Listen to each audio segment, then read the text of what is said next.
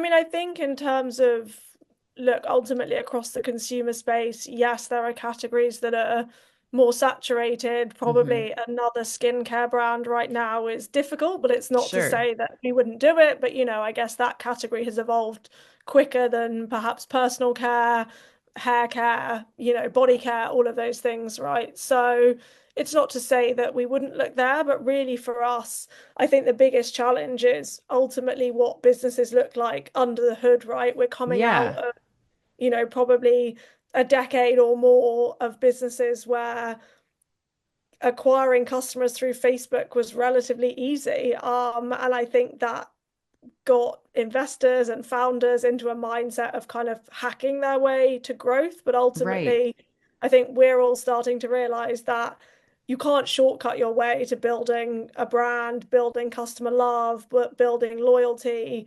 And so we look very holistically about how you're acquiring customers, what that looks like, what your channels are you showing up in the right place?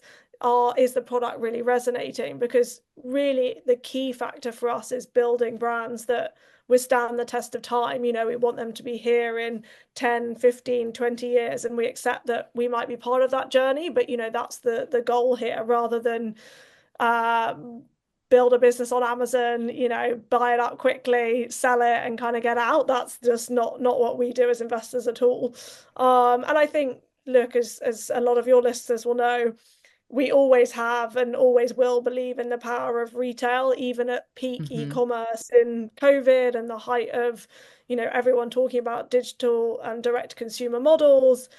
We know that everyone still wants to shop offline, particularly in these categories, right? They're very, sensorial, emotional purchases a lot of the time.